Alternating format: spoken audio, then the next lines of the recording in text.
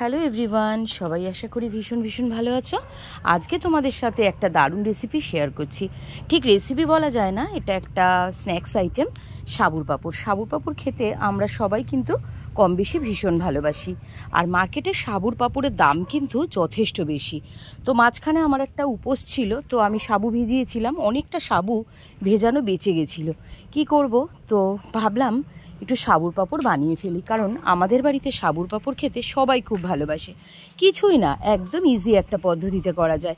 সাবুটাকে রান্না করে নিয়েছি একটু নুন দিয়ে, আর পুরো গলিয়ে ফেলবো না, একটু দানা দানা থাকবে, সেটা আমি তোমাদের সাথে শেয়ার করতে পারলাম না। এবার এর মধ্যে আমি দিয়ে দিলাম একটু কালো জিরে আর কাঁচা লঙ্কা গ্রেট করে, একটু ঝাল ঝাল ব্যাপারটা হবে। কেনা পাঁপড়ে কিন্তু কালো জিরে কাঁচা লঙ্কা এসব কিছুই থাকে না, আমি আমার মতো করে এক্সট্রা একটু অ্যাড করেছি। এইভাবে করে দেখো, বেশ ঝাল ঝাল নোনতা নোনতা খুব ভালো লাগে খেতে।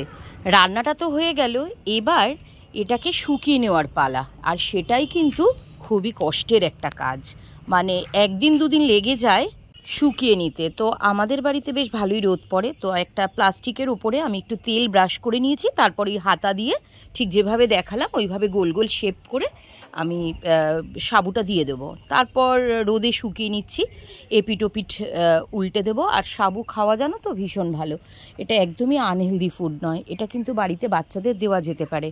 আর সাবু খুব ক্রাঞ্চি হয়, আর অন্য পাঁপড়ের থেকে সাবুর পাঁপড়টা খেতে খুব ভাল লাগে আর খুব লাইট, হ্যাঁ খুব হালকা হয়। তো এরকম কিন্তু তোমরা করে নিতে পারো, যে কোনো জিনিস ফেলে না দিয়ে সেটা দিয়ে কিন্তু এটা বানিয়ে নেওয়াই যেতে পারে। একবার করে দেখো, আমি কথা দিচ্ছি তোমাদের ভীষণ ভালো লাগবে। আর যদি ভালো লাগে তোমরা কিন্তু আমাকে কমেন্ট করে অবশ্যই জানাবে।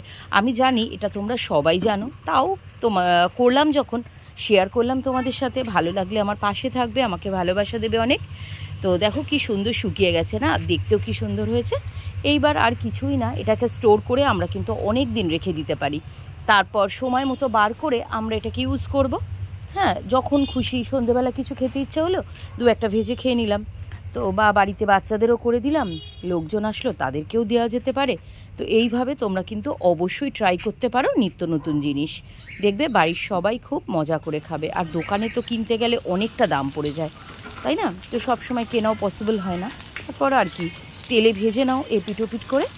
আর সত্যি বন্ধুরা, আমি নিজে বানিয়েছি বলে আমি বলছি না, খেতে অসাধারণ হয়েছিল, দোকানের থেকে অনেক অনেক ভালো আর টেস্টি।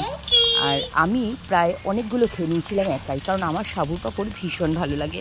তোমরা সবাই কিন্তু আমার অনেক অনেক ভালোবাসা নিয়ে অনেক ভালো থেকো। আর এরকম নিত্য নতুন রেসিপি পেতে তোমরা কিন্তু আমার ভিডিওটাকে পুরো দেখবে, আর কমেন্ট লাইক করতে কিন্তু ভুলবে না। আর ভালোবাসা দিয়ে আমার পাশে থাকবে, কেমন? তো আজকে এই পর্যন্তই, তোমাদের সঙ্গে আবার দেখা হবে নতুন আর একটা ভিডিও নিয়ে।